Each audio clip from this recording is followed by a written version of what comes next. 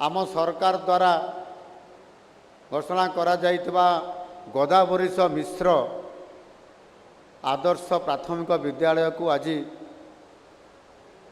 तार शिलान्यास करा जाइछि। एवं आउ किए जानिथिबे कि या पूर्वर खर्दा को पुणी आउ थे आम आसीलु किंतु एइठी नथिलु सेतेबेले आमे थिलु बाणपुर रे।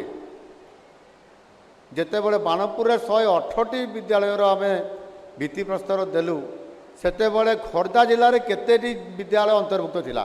खर्दा जिला को सरकार गुरुत्व बेसी टिके दौछंती बोधे से अधिक लेखा विद्यालय पाइबारे लागिछंती किंतु खर्दा जिलापाल जमी भी सेमती अधिक दौना।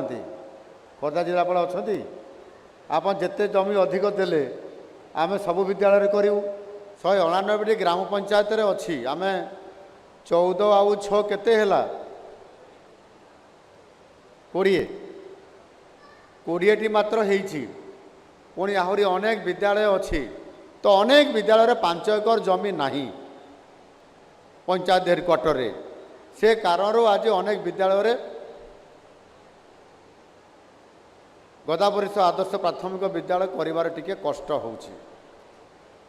सेथिपाई जिलापालंकर साहाय्य जिलापाल एबे करिवे बोली तो हाँ कहउछंती किंतु टिके शीघ्र हमको दौनाहांती।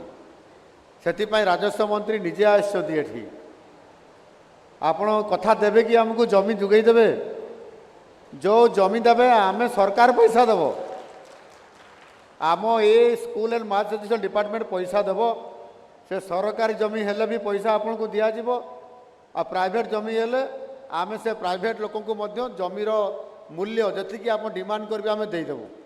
किंतु आमको 5 एकर हेले आमे से पदक्षेप आम सरकार नेबा पाई रेडी अछंती।